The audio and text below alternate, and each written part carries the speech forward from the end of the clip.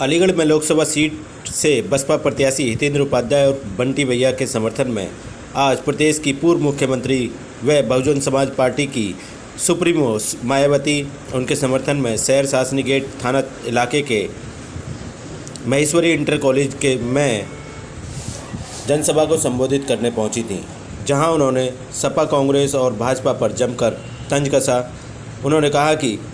हवाई प्रलोभन से अब जनता का विश्वास उठ चुका है। उनकी गलत नीतियों के से जनता परेशान है। यूपी की हमारी हुकूमत में हिंदू मुस्लिम दंगे नहीं हुए। हमारी सरकार में सर्व समाज का विशेष ध्यान रखा गया। वह इनके अन्य सभी सहयोगी दलों के बारे में ये कहना चाहूँगी कि आज़ादी के बाद शुरू में केंद्र व देश के काफ़ी राज्यों में भी ज़्यादातर सत्ता यहाँ कांग्रेस पार्टी के ही हाथों में केंद्रित रही है, किंतु इनकी अधिकांश मामलों में रही गलत नीतियों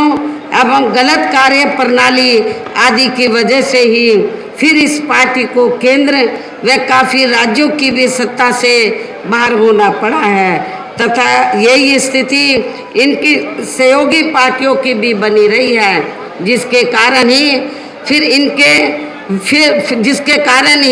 फिर पिछले कई वर्षों से बीजेपी व इनके सहयोगी दल केंद्र एवं काफ़ी राज्यों की भी सत्ता में काबिज हो गए हैं। लेकिन इनकी भी ज़्यादातर रही जातिवादी, पूंजीवादी, संकीर्ण, सांप्रदायिक व द्वेषपूर्ण नीतियों एवं कार्य प्रणाली आदि से तथा इनके कथनी व करनी में भी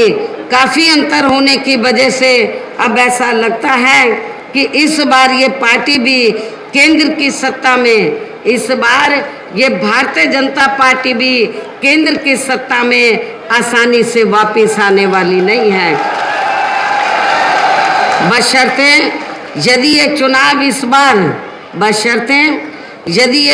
इस बार फ्री एंड फेयर होता है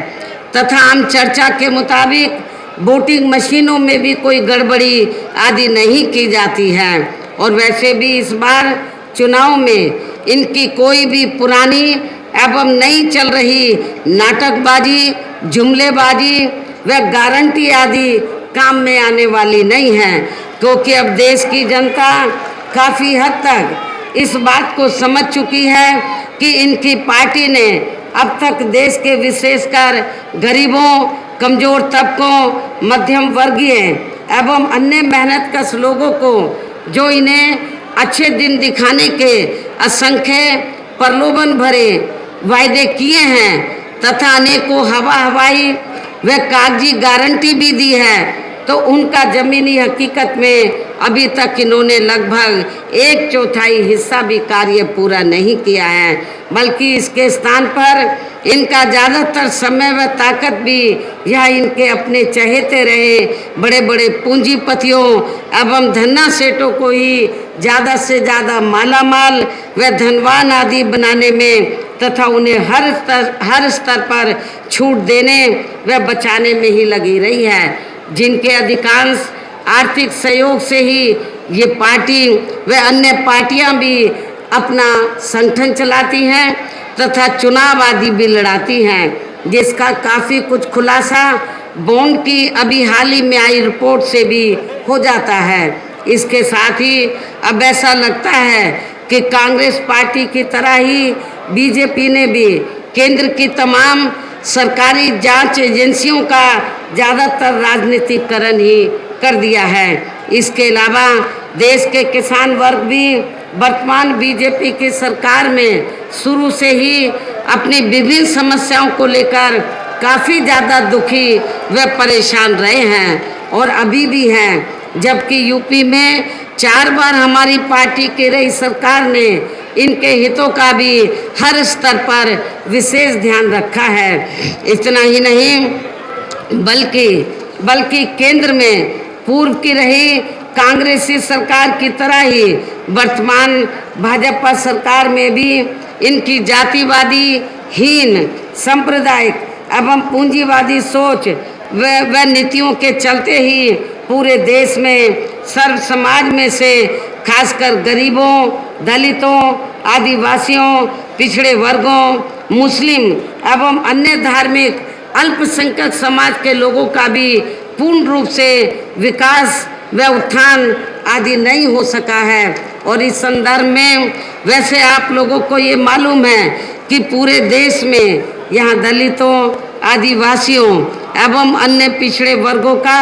सरकारी नौकरियों में वर्षों से अधूरा पड़ा आरक्षण का कोटा भी अभी तक पूरा नहीं भरा गया है। विशेषकर SC व ST वर्गों के सरकारी कर्मचारियों का